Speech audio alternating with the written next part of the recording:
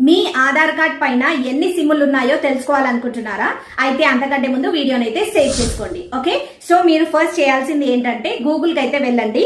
Google దగ్గర ఇక్కడ మీరు TAFCOP పోర్టల్, ఓకే, ఇలా టైప్ చేసిన తర్వాత వచ్చిన ఫస్ట్ వెబ్సైట్ అయితే క్లిక్ చేయాలి.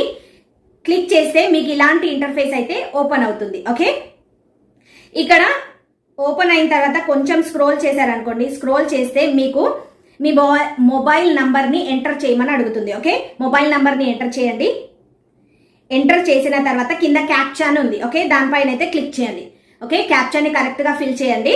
ఫిల్ చేసిన తర్వాత కింద వ్యాలిడేట్ క్యాప్చాన్ ఉంది, దానిపైన క్లిక్ చేస్తే successfully OTP sent to your mobile number అని అంటుంది. ఓకే, సో మన మొబైల్ నంబర్కి ఓటీపీ అన్నది వస్తుంది. సో ఆ ఓటీపీ అన్నది ఇక్కడ ఎంటర్ చేయాలి. ఓకే, ఎంటర్ చేసిన తర్వాత కింద లాగిన్ పైన క్లిక్ చేయండి.